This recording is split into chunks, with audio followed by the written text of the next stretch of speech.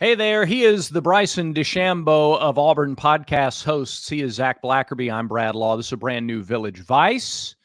Bryson's weekend was good, Zach, but I think the Auburn football coaches are celebrating just as much after a huge recruiting weekend. I think so. Obviously, had a bunch of huge names, really talented players all throughout the country, but specifically several in-state folks, including Eric Winters, the safety from Enterprise. Well, he's being recruited as a safety. He can do anything. Like, seriously, the guy can do anything. But he commits publicly that he is going to be a part of this 2025 Auburn Classic, continues to get better and better.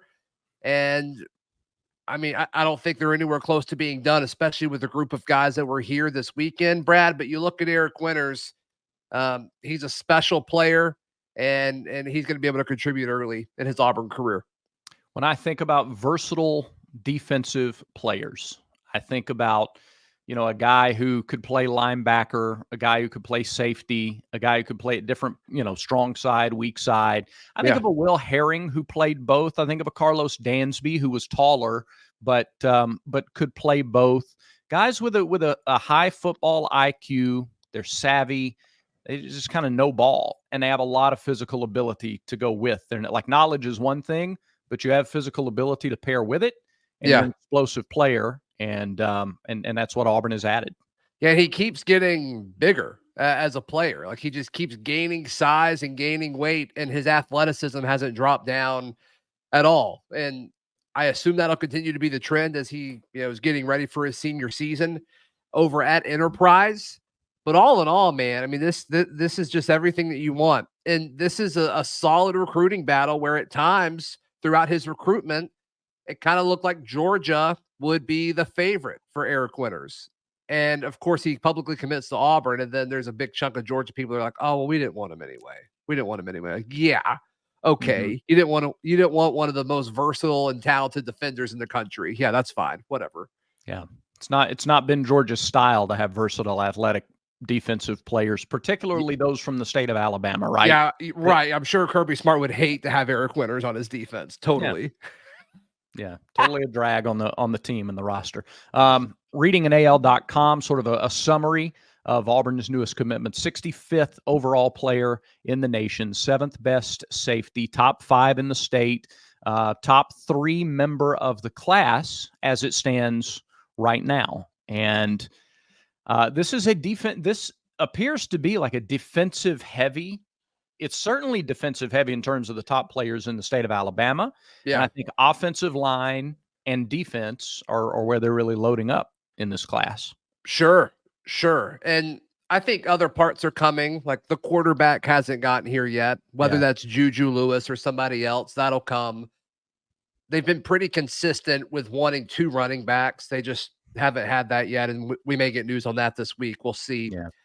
And then, it doesn't seem like they're going after too many receivers. I think they feel pretty good about Cunningham, the standout receiver from Mississippi. Mm-hmm. But yeah, I mean, they're taking what's fallen into their lap. And right now, what the state is giving them is a ton of really talented defensive players. Yeah. What do you think this means for the secondary in the future? Not just in this class, but like the next 2 to 3 years, this latest commitment, what does it do for Auburn's sort of prognosis in the secondary? Well, you can use Winters to fill gaps, because he can do so many different things so well. But Auburn had a handful of really talented DBs that are going to be true freshmen this year that probably aren't going to play a ton, but you feel good about the future of that position already. Then all of a sudden you go out and get a handful of corners in this class, and now Eric Winters, who can do whatever you want in the middle of the field. I mean, it just adds depth. It adds value depth. And to me, I love the approach of this. There is obviously an importance of, we need this, we need to recruit this and prioritize this. 100% that has to be part of it. But what this staff has done, if they end up getting Antoine Fagans, we'll talk about more about him in a bit, but they get Fagans to be a part of this class as well. There's just so many of these talented, versatile players. It's like, just get them on the roster. Just get them on campus, get them on the roster. They'll figure out how to play them once they get here. Yeah. This is also this is an exciting time of year. This was the time of the year last year when things started to rumble a little bit under the surface, and you started to see some big-time recruiting news, and it's already started, obviously, for Auburn. But this past weekend was a big weekend. I get the feeling that with this staff, you can always look to mid-June to early July, maybe mid-July, as a time when, like, the popcorn bag is in the microwave, and you hear that first kernel pop. Oh, nice. Sure. No more are about to pop. That's what this feels like, and it feels like you can kind of rely on that regularly. It's the way the staff operates. Yeah, and obviously, there could be changes to that with regards to the recruiting schedule. Yeah. We'll see how all that changes over the course of it. But you do wonder like what the ideal timeline is, because they're about to pivot to 2026. We saw them post a social media graphic as soon as the contact period went live over the weekend. There was a video, rather. Freeze just coming out of it saying, "We want you here, War Eagles." Okay, all right. You could have shot that a few more times, I think, by the way. That's all right. That's okay. It got me fired up at midnight. But yeah, I mean, it's just so fun. It's so fun. Everything they're doing it the right way. Yeah. Despite what some pundits are saying that transfer portal is the way to go now, like, they're doing it. They're doing it the right way. Yeah. I think portal may be the way to go in basketball. I agree. I mean, I just think the teams that are going to have success in football are the ones who develop and don't have to go to the portal. I get kind of everybody's hit and miss. You can get a portal guy that you think is really, really good and is going to help your team tremendously, and they don't. Just like you can get a high school guy who you think is going to come and project to be really talented in college, and it's a miss. I mean, that's this is not me saying rankings aren't important. They are important because most of the time they're right. Most of the time, like if you're a top 10 player, you're good. You may not actually be a top 10 player, but you're going to be a good player. Right. So they do matter in the big picture. When you look at single isolated instances, they may not, but until it's not the way to do it, until somebody builds their roster primarily through the portal and wins a championship, conference championship, SEC championship, I'm not even talking about the whole thing. Until that happens, this is the way to do it. Yeah. Yeah. Until Lane Kiffin beats Kirby Smart, it's high school development over portal. I think so. Yeah. All right. I think so. Yeah. To that effect, I've got some numbers. I love numbers and comparisons and charts and graphs and stuff like that. Right. So I'm going to do some recruiting comparisons after I tell all you wonderful people about Roback. Ooh. I'm so comfortable. Right. We're both rocking it here. I could take a nap right now in this hoodie. So comfortable. It's so comfortable. You can work out in it. You could do, work outside the house. You could just lounge on the couch in it. You can do just about anything in this hoodie, and they look sharp too. They've got polos. They've got fun, funky, different, unique designs, perfect for summertime. They also have the more traditional, if you're like, I don't want anything off the wall. They have your standard designs as well. Those also look and feel really good. And right now you're going to get 20% off when you go to roback.com. Use our promo code VICE20 at roback.com. and get 20% off that first order. You'll look great. You'll feel great. And then come and thank us for it in the comments.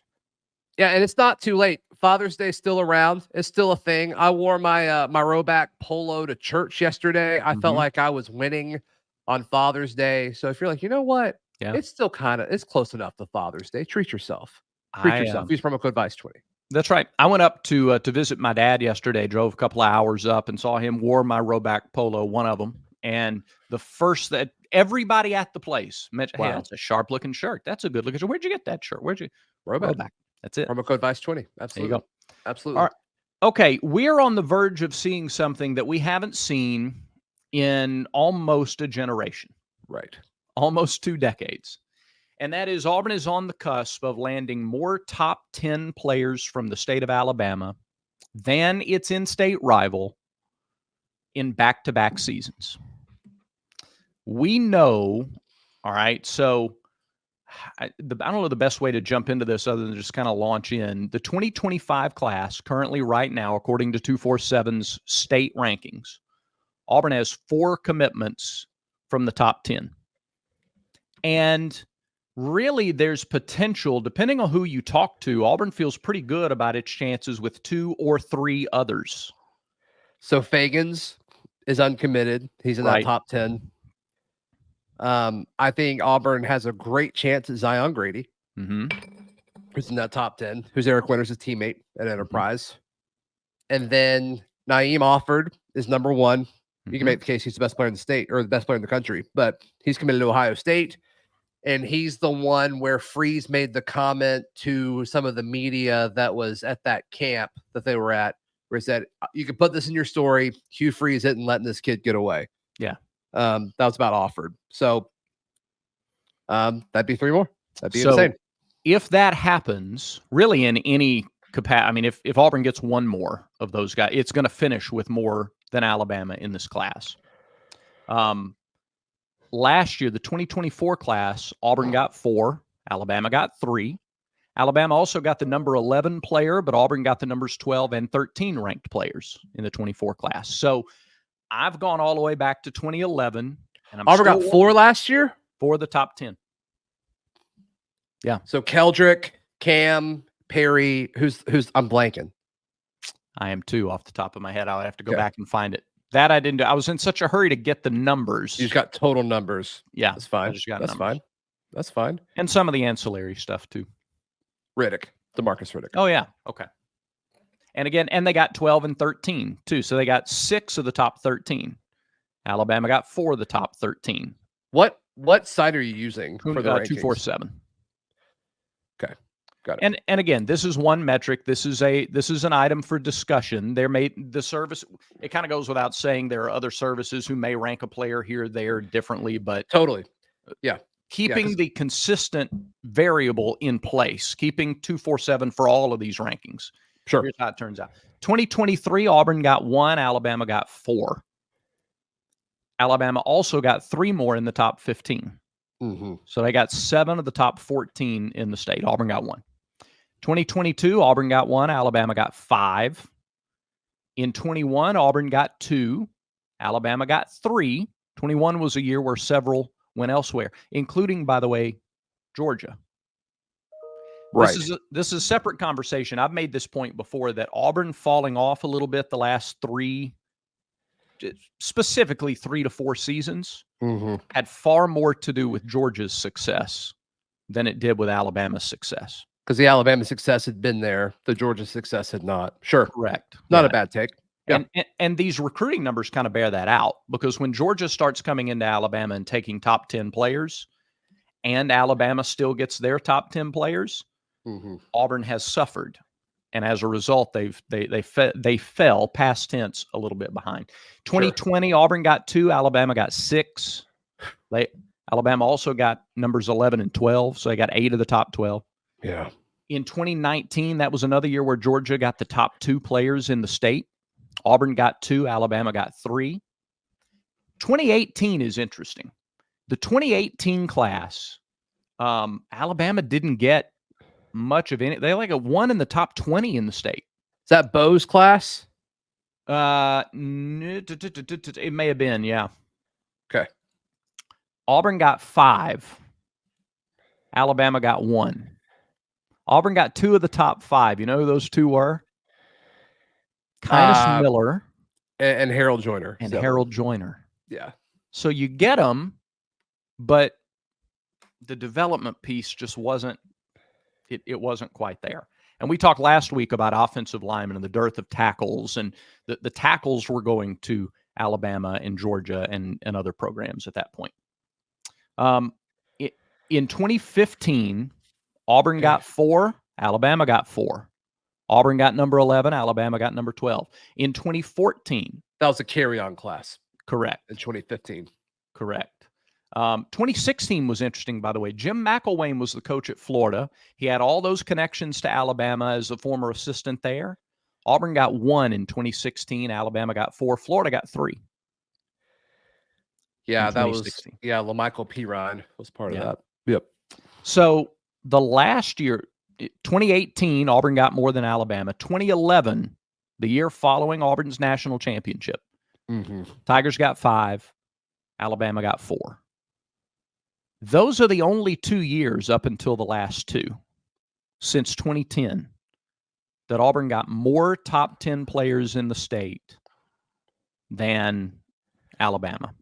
So let me ask you that we all agree that this is important. 100%. Yep. We all agree that's not the discussion.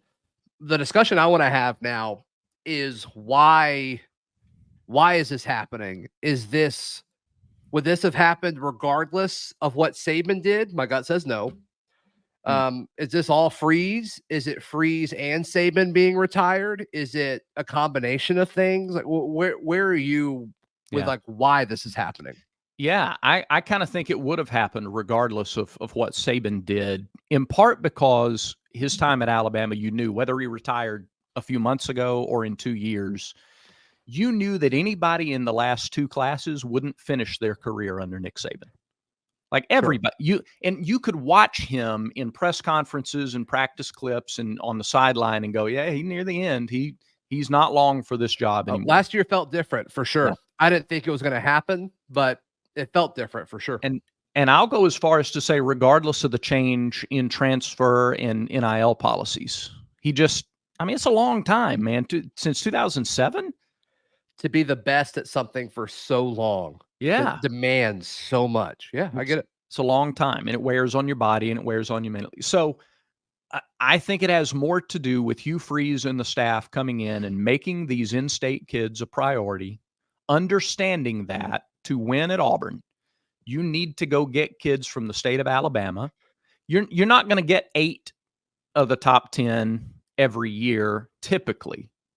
It may happen this year. Auburn gets 7 or 8 this year, but like year over year, it's probably not going to happen. But you need to get 5. And you need to keep Georgia, Clemson, Florida, Tennessee, some of these other teams from getting 3 or 4. Yeah, I mean, and they won't this year. Right. And that's what had happened over the last 5 to 6 years. When you start moving away from those 5-4, 4-4, 4-5 splits with Auburn and Alabama, those 2 schools are going to should get the bulk of the top players in the state every year. Mm-hmm. So I think this staff has gone in and they've sort of recalibrated. They've drawn attention to and put the focus on. We've talked, this staff is very smart. They're tactical. They know what to do and how to do it when it comes to a recruiting plan. Right.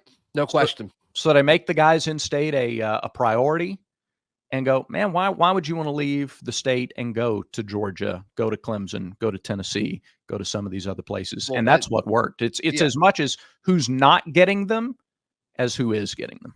Totally. 100%. 100%. Yeah. And there's one of the top players in the state this year. It's Jared Smith. It looks like he's going to South Carolina, which we're okay with. Like, go to South Carolina. That's fine. Just don't go to Bama. Don't go to Georgia. Yeah, that doesn't really hurt Auburn. So the 2026 class is shaping up to be potentially better. And when you look at this trend, like let's go through some of these names in just a second. Got to tell you about our friends at MyBookie. They've got the sports book, Brad. They've got the virtual casino. They've got everything you need to feel like you're taking the weekend trip to the casino or the sports book or to Vegas, all from the comfort of your own home. They've got, you can interact with the live dealers right from your home. If you want to play blackjack, or they've got, all sorts of different types of way to play the slots with progressive jackpots and more. And of course, they've got the most expansive sports book out there, all at MyBookie.ag. When you sign up and make that first deposit, use promo code NEXTROUND. You'll get some VIP perks. You'll get some extra money to play with, all at MyBookie.ag. Use promo code NEXTROUND. When you look at the 2026 class right now, this is according to On3, Hezekiah Harris is the number 2 player, and he's going to be an Auburn guy. I mean, he's been tweeting about Auburn for years, it seems like. So Hezekiah Harris is certainly an Auburn lean, probably. Shadarius Tootle, the linebacker from Mobile. It seems like Auburn is the favorite to land him. Vodney Cleveland. I don't know if you've watched this kid, Brad, Vodney Cleveland, but he looks like he's 26. It's insane. Plays at Prattville, defensive lineman. He looks like an upperclassman already, and he moves like an upperclassman already. at 305 pounds. He moves so well. And then Jamichael Garrett goes by J Mike. He's a linebacker from Gulf Shores. You know, he's gonna. Most people are predicting him to end up in Auburn's class. So right there, year and a half out. How many names was that? 1, 2, 3, 4 or 5 names already in the top 10 as far as players in the state. And then right outside, according to On3, at 11 in the state is Keenan Britt, who you got a feeling that Auburn's got a good shot with you know, his brother playing here a few years ago. So, I mean, the trend is I think is going to be here for a minute, which is exciting. I don't have the stats to go back this far yet. I mean, I plan to dive into it, but I've got to think the last time that Auburn had this much success, particularly over, it's not just about Alabama. Make no mistake. Again, we just talked about how it's keeping the other schools outside the border away. But for the sake of this discussion, I think if you go back to those mid-2000s Tuberville classes, where they, again, emphasized the state and they had the success and they were putting together high, you know, caliber defenses, particularly. I think that's probably the last time you saw Auburn have this much success with in-state recruiting. And those teams, you know, put together, do they fall short of expectations a handful of times? Sure. But they were in the discussion almost every season. They were in the mix, in the discussion. So I think you probably have to go back 20 years or almost 20 years to find the last time things trended this well consistently, not a one-off year, but consistently for Auburn football recruiting. Yeah, it looks like 05, 06. It was pretty heavy in Auburn's favor. Yeah. Which I don't know how On3 has this. They weren't a company yet, but like Tommy Trott, Rex Sharp, Gabe McKenzie, Montez Billings, great names. Yeah. Gerard Powers. So it looks like, according to this, they had 1, 2, 3, 4, 5, 6, 7 in the top 11. And then in 06, they had 1, 2, 3, 4, 5. They had 5 in the top 10.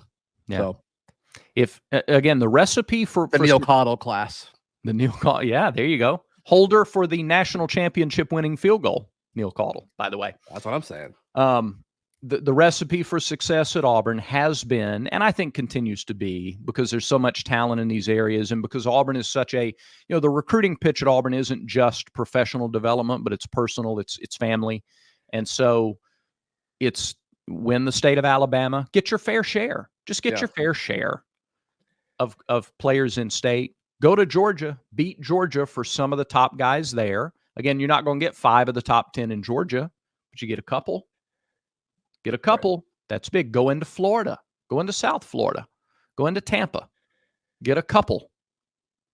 Get a couple from Mississippi and just kind of build out the roster from there. But the heart is Alabama, Georgia, Florida, and that has been, and I think will continue to be, the roadmap for Auburn recruiting success. No doubt. No doubt about it. Brad Law, I think that about does it for today's show. It does. Thanks, everybody, for watching. Remember, until next time, everybody has vices. Make sure Village Vice is one of yours.